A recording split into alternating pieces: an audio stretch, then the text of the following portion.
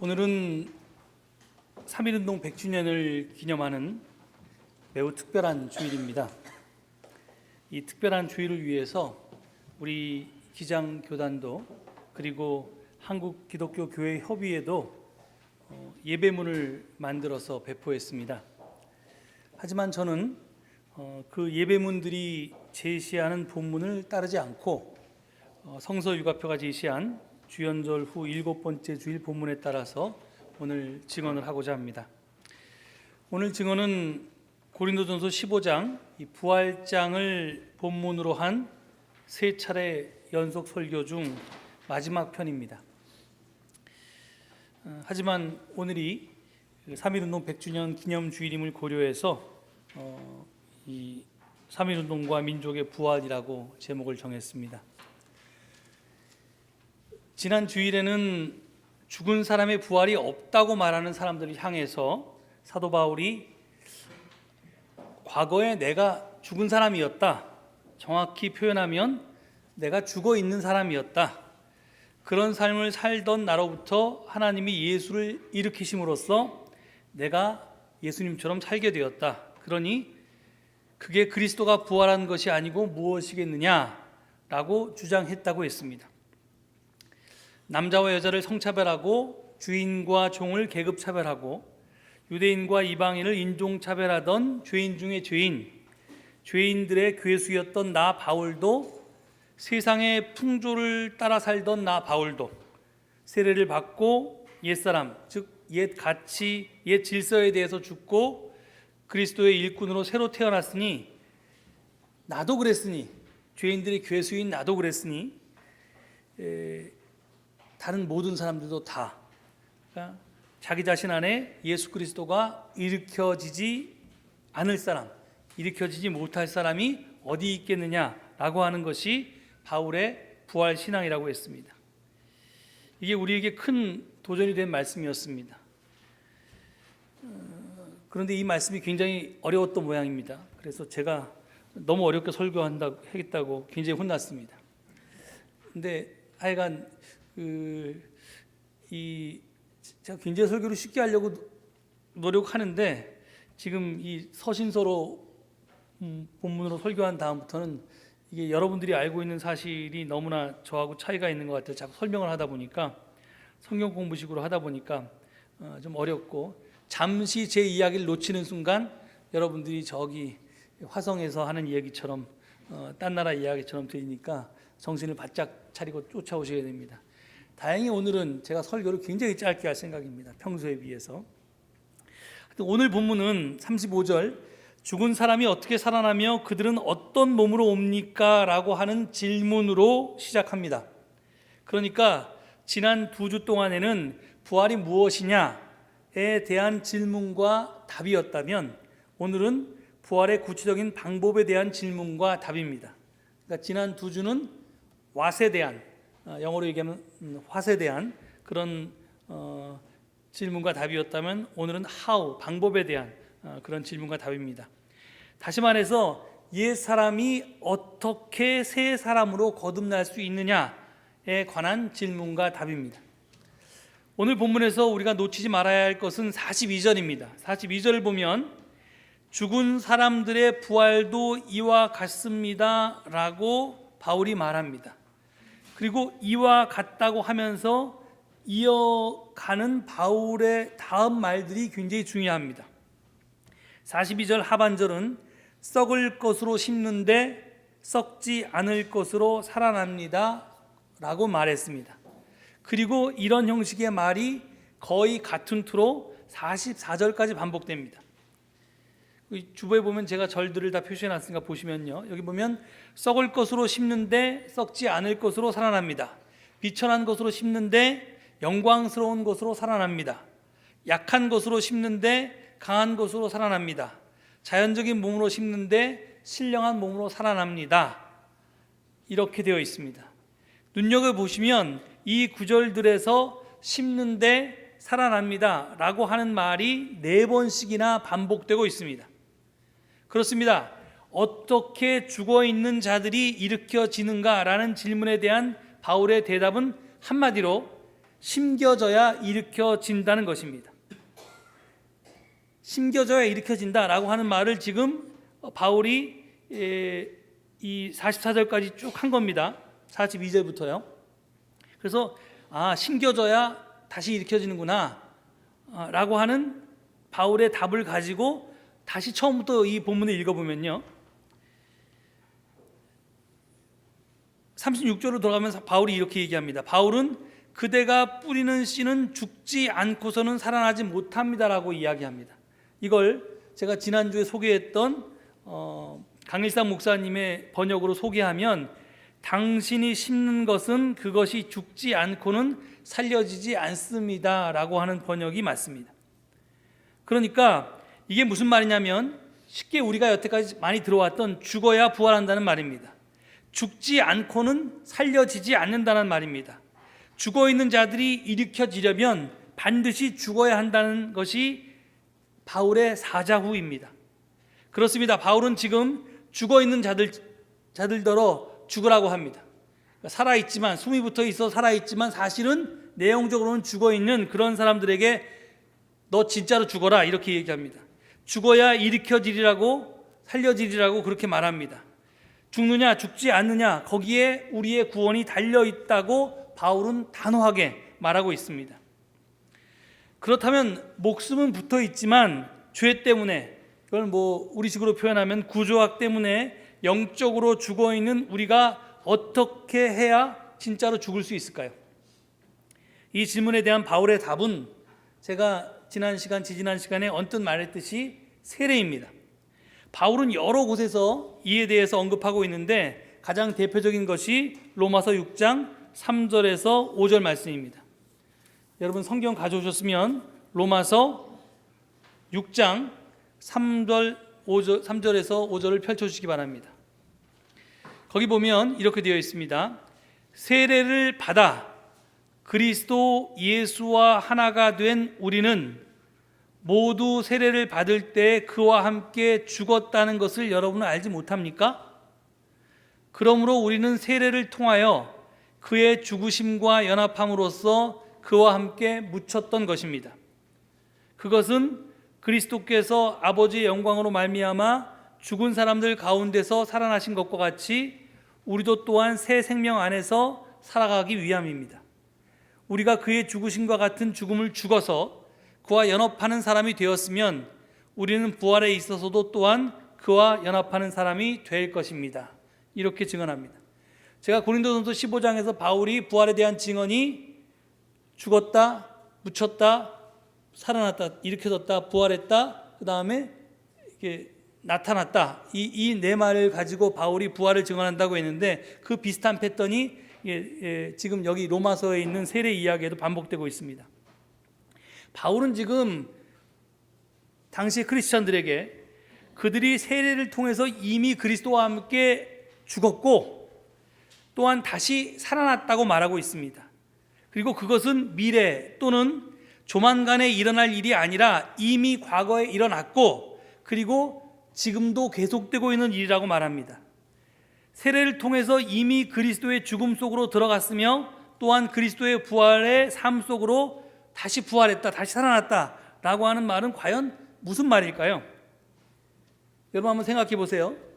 로마는 공식적으로, 공개적으로 그리고 법적으로 예수님을 십자가에서 처형했습니다.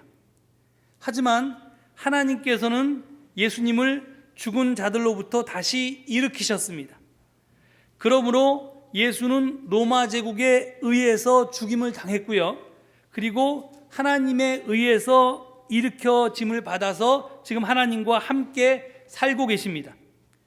이와 비슷하게 세례를 통해서 크리스천들은 로마 제국에 대해서 죽어야 했고요. 하나님을 위해서 살아야 했던 것입니다. 즉 세례를 통해서 예수님의 제자들은 로마 제국의 기본 가치들에 대해서 죽었고 하나님 나라의 가치들에 대해서 다시 태어났던 것입니다. 그러니까 바울이 지금 세례를 통해서 얘기하는 건 로마가 예수를 죽였고 하나님이 그 예수님을 다시 일으키셨듯이 너희가 세례를 통해서 로마에 대해서 죽고 하나님에 의해서 예수 그리스도와 함께 지금 새로운 가치로 부활의 삶으로 새롭게 거듭나야 된다, 이것을 이야기하는 겁니다. 그럼 도대체 이게 우리가 죽어야 할 로마적 가치라는 게 뭘까요? 그 답이 갈라디아서 3장 27절 28절에 나옵니다. 이게 뭐 너무나 잘 아는 건데 거기도 세례에 대한 말이 나오는데, 갈라디아서 3장 27절 28절을 보면 여러분은 모두 세례를 받아 그리스도와 하나가 되고 그리스도를 옷으로 입은 사람들입니다. 그렇게 되면 유대 사람도 그리스 사람도 없으며 종도 자유인도 없으며 남자와 여자가 없습니다. 여러분 모두가 그리스도 예수 안에서 하나이기 때문입니다 라고 바울은 고백하고 있습니다. 여기 보면 세례를 통해서 우리가 로마에 대해서 죽고 하나님 안에서 다시 태어나게 되면 이제 세상이 바뀌게 되는데, 그 세상에 바뀐 내용들이 뭐냐면, 여기를 보면 크리스천들은 구체적으로 로마의 세 가지 중요한 가치, 즉 가부장제, 노예제, 위계질서에 대해서 죽었다는 것입니다. 그는 더 이상 남자와 여자가 없다는 말을 통해서 가부장제를 부정합니다. 또는 더 이상 종도 자유인도 없다는 말을 통해서 노예제도를 부정합니다. 나아가 더 이상 유대인이나 그리스인의 차별이 없다고 함으로써 위계질서도 부정했습니다. 다시 말해서 이 말씀은 당시 시대의 풍조였던 로마의 가치를 부정하고 청산했다는 말에 다름이 아닙니다. 가부장제, 노예제, 위계질서가 로마를 떠받치고 있던 세 가지 기둥이었습니다. 근데 이 기둥을 다 부정해서 무너뜨리면, 그 다리를 다 없애버리면 어떻게 되겠어요? 로마 제국이 쓰러지는 겁니다. 지금 그걸 얘기하는 겁니다. 지금 우리식으로 말하면 모든 사람이 당연하게 여기는, 그래서 그렇게 사는 것이 정상이라고 생각하는 그런 삶을 거부하고 그런 삶에 대해서 너희들은 죽었다는 겁니다. 그래서 예수 그리스도와 함께 하나님 나라의 가치를 추구하며 사는 새로운 피조물로 다시 태어났다는 말입니다. 이것이 바로 죽어있는 사람의 부활의 내용입니다. 이것이 바울이 얘기하는 부활신앙입니다. 그래서 제가 누누이 강조하지만, 여러분들은 세례를 어떤 식으로 받았는지 모르지만 세례는 엄청나게 중요한 예식입니다. 여러분들이 진짜로 죽지 않고 형식적으로만 죽으면 여러분의 세례는 아무런 가치도 없고 그것이 여러분을 구원할 수도 없습니다. 제가 지난 시간에 얘기했던 것처럼 예수천국, 불신지옥은 그냥 입으로 떠드는 구호에 불과할 뿐이지 아무런 효력이 없습니다. 진짜로 죽어야 한다는 겁니다. 기존의 가치에 대해서. 이에 대해서 할 말이 더 많지만 오늘이 3.1운동 100주년 기념주일인 관계로 부활에 대한 이야기는 여기서 줄이겠습니다. 그리고 나중에 부활절에 기회가 되면 더 말씀드리도록 하겠습니다. 우리나라 헌법 전문을 여러분 기억하시는지 모르겠는데요, 우리나라 헌법 전문 그 앞에 나오는 문장이 이렇게 되어 있습니다. 유구한 역사와 전통에 빛나는 우리 대한국민은 3.1운동으로 건립된 대한민국 임시정부의 법통과 불의에 항거한 4.19 민주주의 이념을 계승하고 브라브라브라 이렇게 되어 있습니다. 그러니까 이 헌법 전문에 따르면 3.1운동은 우리 대한민국의 출발입니다. 즉 3.1운동이 없었으면 지금의 대한민국도 없었다는 말입니다. 실제로 그렇습니다. 3.1운동 이후에 설립된 임시정부는 대한제국을 대한민국으로 대체했습니다. 이는 조선에서 대한제국으로 국호가 바뀌었듯이 다시 한번 우리나라의 국호가 대한제국에서 대한민국으로 바뀐 것이 아니었습니다. 물론 국호도 바뀌었지만 이건 근본적인 변화가 있었습니다. 제국이 민국이 된 것입니다. 황제가 다스리던 나라가 국민이 주인이 된 나라로 바뀌게 된 것입니다. 대한민국 헌법 제1조 1항 대한민국은 민주공화국이다 2항 대한민국의 주권은 국민에게 있고 모든 권력은 국민으로부터 나온다가 바로 3.1운동에서 비롯되었다는 말입니다. 어떻게 3.1운동이 제국을 민국으로 바뀌게 했을까요? 여러분이 잘 아시는 것처럼 3.1운동은 당시 온 결의가 대한독립 만세라고 하는 한 함성 아래 모두 하나가 된 운동이었습니다. 신분, 지역, 이념, 남녀노소를 가리지 않고 모두 하나가 된 사건이 바로 3.1운동이었습니다. 세계사를 보면 세계사는 달리 표현하면 전쟁사입니다. 새로 힘을 갖게 된 세력이 전쟁을 통해서 남의 나라를 침략하고 점령하고 지배하는 악순환이 반복되어 온 것이 세계의 역사입니다. 하지만 이를 통해서 지배자의 얼굴은 바뀌는데 피지배자의 삶은 전혀 변화가 없습니다. 그놈이 다스리나 저놈이 다스리나 똑같습니다. 그래서 오히려 전쟁 직후에는 그 피지배자의 삶이 더 피폐했습니다. 그래서 전쟁을 빨리 끝내려고 민중은 힘 있는 자의 편에 서곤 했습니다. 지조를 지킨 게 아니라 그냥 이 사람이 힘 있으면 이 사람한테 붙고 저 사람이 힘 있어 보이면 저 사람한테 붙고 그랬다는 겁니다. 그게 서양의 역사를 보면, 유럽의 역사를 보면 특히 잘 드러납니다. 그게 어쩌면 민중이 삶을 사는 지혜였는지도 모르겠습니다. 그런데 우리나라의 역사는, 우리 민족사는 그렇지가 않았습니다. 외적이 침략했을 때 언제나 의병이라는 이름으로 그 침략에 대해서 항거했고 마침내는 그 외적을 물리쳤습니다. 무능한 왕, 부패한 위정자들이 나라를 위기에 빠뜨려도 민중들은 언제나 저 통치자들이 망친 나라를 구하겠다고 발벗고 나섰습니다. 이게 우리 민족의 유구한 역사입니다. 그래서 헌법 전문 유구한 역사와 전통에 빛나는 우리 대한국민은 할 때 그 문장이 표방하고 있는 게 바로 그런 의병의 역사를 다 함축하고 있는 겁니다. 그런데 그렇지만 그렇게 의병이 활동해서 나라를 구했지만 통치자는 여전히 그놈이 또 다스렸습니다. 그래서 민중의 삶은 개선되지 않았습니다. 그런데 3.1운동 때도 마찬가지였습니다.